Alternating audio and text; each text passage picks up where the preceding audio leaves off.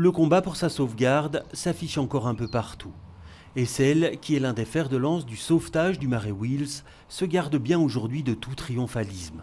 Bien sûr, Geneviève Quinet se dit soulagée de l'annonce de sa sanctuarisation comme zone verte. Mais elle reste prudente. Disons que là c'est écrit, mais c'est jamais qu'une déclaration, hein. Donc on reste vigilant en tout cas. Rachetée par la région en 2021, une partie du site devait être transformée en logement par CityDev. Un projet qui sera abandonné avec l'inscription en zone verte. Une protection qui devrait permettre d'assurer la pérennité du marais. Il y a une qualité au niveau de la biodiversité, une qualité au niveau de la gestion intégrée des eaux de pluie. Il faut savoir qu'à Forêt, il y a quand même pas mal de problèmes d'inondation, d'infiltration des eaux, etc. On a une qualité au niveau îlot de fraîcheur, au niveau d'espace vert et ouvert dans un quartier qui est extrêmement bétonné. La déclaration de politique régionale prévoit d'octroyer ce statut à 2 autres sites, le Donderberg à Laken et le plateau à Veil à Uccle.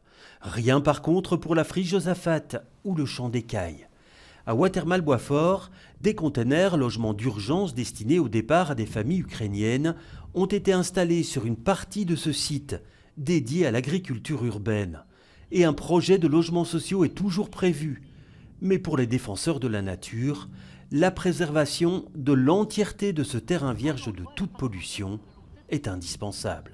Que ce soit pour l'agriculture urbaine ou que ce soit pour la protection de la biodiversité et des sites comme celui-ci, il contribue largement. Donc c'est aussi un endroit qui sert de lieu de gagnage pour énormément d'animaux. Et donc pour que ce soit possible et pour que les animaux y passent, y restent et y fassent des choses, il faut qu'on ait une certaine taille.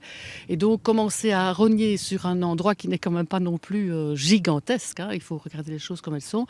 Je pense qu'il faut réfléchir avant de prendre des décisions comme ça. Mais loin de se dire vaincus, ils sont déterminés à continuer le combat pour ce site et tous les autres.